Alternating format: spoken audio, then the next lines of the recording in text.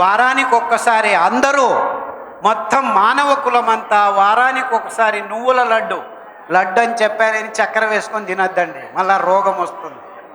మీకు కావాల్సింది చెరుకు బెల్లం కాదు, తాటి బెల్లం అని ఒకటి ఉంది.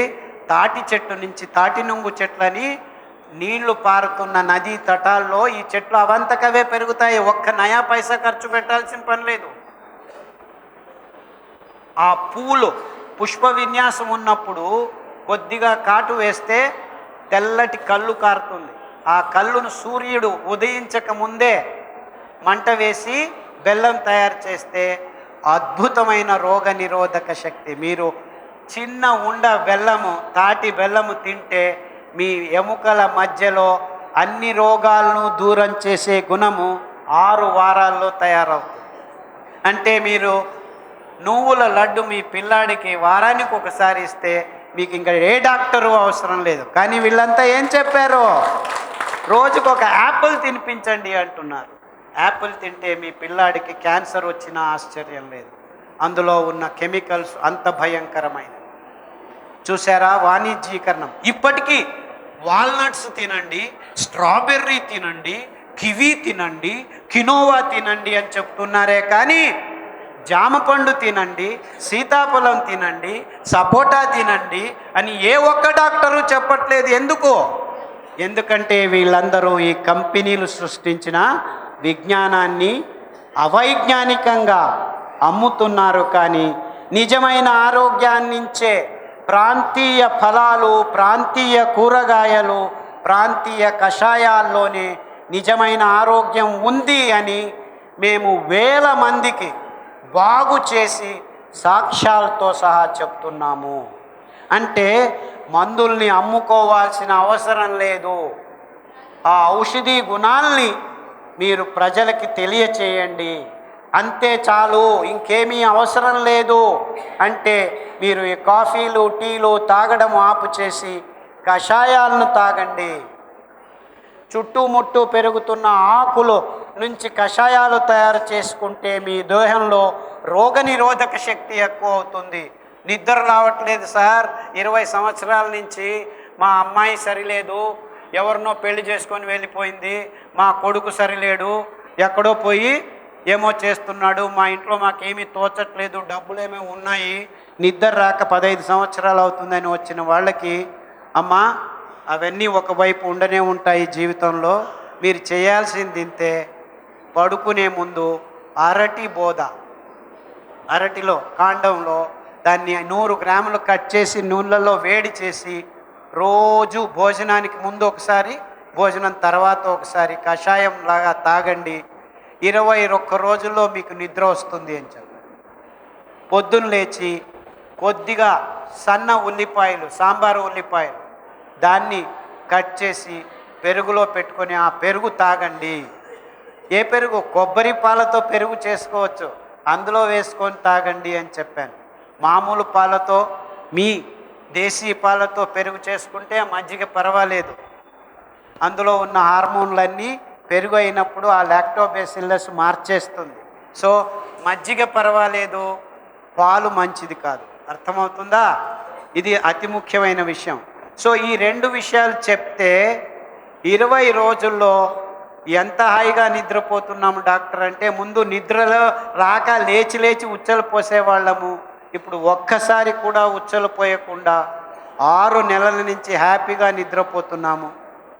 అంత కాకుండా ఆ 6 నెలల్లో వీళ్ళు ఫోన్ చేసి, ఆ ఆడపాప లేచిపోయింది అనుకున్న పాపకి ఫోన్ చేసి రా అమ్మ అని పిలిచారు. అంటే మనసు కూడాను వికలమైంది, మారిపోయి మళ్ళా అమ్మాయి వాళ్ళ ఇంటికి వస్తోంది. మానసిక రోగాల్ని కూడా బాగు చేసేదానికి వీలైన అద్భుతమైన కషాయాలు, ఆహారం మన దేశంలో ఇంకా ఉంది. ఇన్ని విషయాల్ని మనమంతా కప్పిపుచ్చుకొని ఈ ట్యాబ్లెట్టు ఆ ట్యాబ్లెట్టు అని హాస్పిటల్స్ చుట్టూ తిరుగుతుంటే మీకు ఆరోగ్యం కాదు కదా, మీ డబ్బులంతా హాస్పిటల్స్కి వెళ్తుంది. మీరు ఎక్కడ ఏ ఊర్లో చూడండి, 1 కిలోమీటర్ నడిస్తే 15 మెడికల్ షాప్స్ ఉన్నాయి. మళ్ళా ఇంకొక సంవత్సరం తర్వాత అదే వీధిలో నడవండి, 20 మెడికల్ షాప్స్. అంటే ఏమిటి అర్థం? సంవత్సరానికి రోగులు ఎక్కువ అవుతున్నారు. నేను మొన్న మండ్య దగ్గర ఒక పల్లెలో ఇలా మాట్లాడుతుంటే, డాక్టర్ నీవు ఇంకా చాలా వెనకలు ఉన్నావు, మందుల షాపులు కాదు, జోబుల్లోనే ఉన్నాయి ట్యాబ్లెట్లు, ప్రతి ఇంట్లో జోబుల్లో ట్యాబ్లెట్లు పెట్టుకొని తిరుగుతున్నాము అని ఒక 60 ఏళ్ళు ఆయన లేచి ఇలా చెప్తున్నాడు.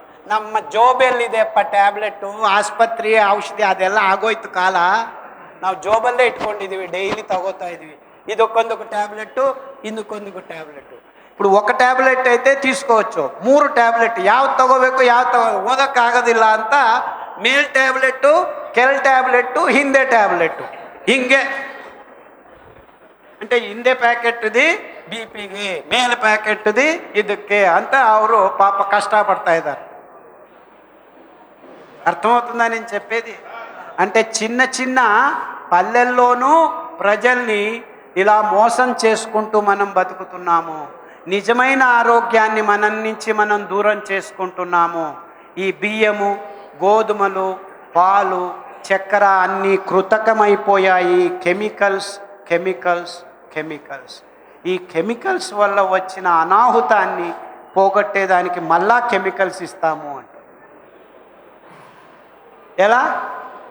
వాళ్ళు ఇచ్చేది కెమికల్సే, రోగం వచ్చిందే కెమికల్స్ నుంచి. అంటే ప్రకృతి సహజంగా ఉత్పాదైన పదార్థాలే మనకి నిజమైన ఆరోగ్యదాతలు అని ఎవరు ఆలోచించటం లేదు. అర్థమవుతుందా నేను చెప్పేది? ఎక్కడి నుంచి ఎక్కడికి పోతున్నావురా అని అనుకోవద్దండి. నేను ఎక్కడా పోలేదు, ఇక్కడే ఉన్నాను, ఇలాగే తిరుగుతాను. Everything is here only. ఎక్కడి నుంచో రాదు ఆరోగ్యం, మీకు మీ దేహంలో నుంచే రావాలి. ఎందుకంటే అక్కడే అంతా డ్యాన్స్ జరుగుతోంది. ఎక్కడో పోగొట్టుకోలేదు మీరు, ఇక్కడే పోగొట్టుకున్నారు. సో ఎవరో వచ్చి ఏమీ చేయలేరు, మీకు మీ చేతుల్లోనే ఉంది. అంటే మీరు తినే ప్రతి ఒక్క ముద్ద, ప్రతి ఒక్క చుక్క మీ ఆరోగ్యాన్ని నిర్ణయిస్తుంది, కానీ ఈ ట్యాబ్లెట్లు నిర్ణయించవు. నేను ఎవరిని తిట్టడం లేదు, ఈ మోసం అర్థం చేసుకోండి అని చెప్తున్నాను. మనల్ని అందరినీ మాయ చేస్తున్నారు ఈ డాక్టర్లు, ఈ విజ్ఞానులు, ఈ పాశ్చాత్య అంధానుకరణంతో. మన దేహంలో రక్తం సరాగంగా ప్రసారించాలంటే మన దేహంలో రక్తం తేలికగా ఉండాలి. తేలిక ఉండాలంటే చక్కెర అంశం మనం నిదానంగా తయారు చేసుకోవాలి. ఆ తయారు చేసుకొని విజ్ఞానం ఈ ధాన్యాల్లో ఉంది.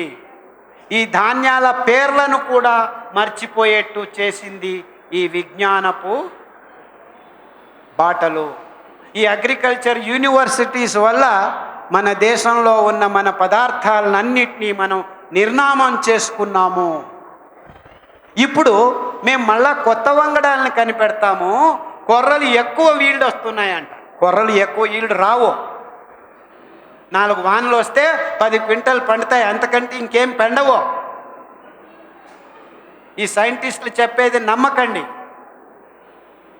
They have been fooling us all along. కొర్రలే దేవుడు చేశాడో అది చాలు మన ఆరోగ్యానికి, ఇంకేమీ చేయాల్సిన పని లేదు. ఏ వంగడాలు అవసరం లేదు మనకి. ఎందుకంటే 1 కేజీ కొర్రలు నానబెట్టి తింటే 10 మంది తినచ్చు. ఈ బియ్యము అన్నీ ఎక్కువ దిగుబడి, 3 ముగించేస్తారు. సో ఏం లాభం? వంగడ ఎకరానికి 30 మూటలు, మాకేమీ అవసరం లేదు, ఎకరానికి 10 మూటలు చాలు. అది 10 మూటలు ఒక్కొక్కడు 1 కేజీలో 10 మంది తినచ్చు. తిన్న తర్వాత డాక్టర్ దగ్గరికి వెళ్ళాల్సిన అవసరం లేదు, ఏ డాక్టరు అవసరం లేదు. No doctor is needed. అంటే ఆరోగ్యం ఎక్కడుంది? మీ చేతుల్లో ఉంది. ఇంకొక స్టెప్ ముందుకు పోయి చెప్పాలంటే ఈ అద్భుతమైన ధాన్యాల్ని పండించే మెట్ట భూమి రైతుల చేతుల్లో ఉంది.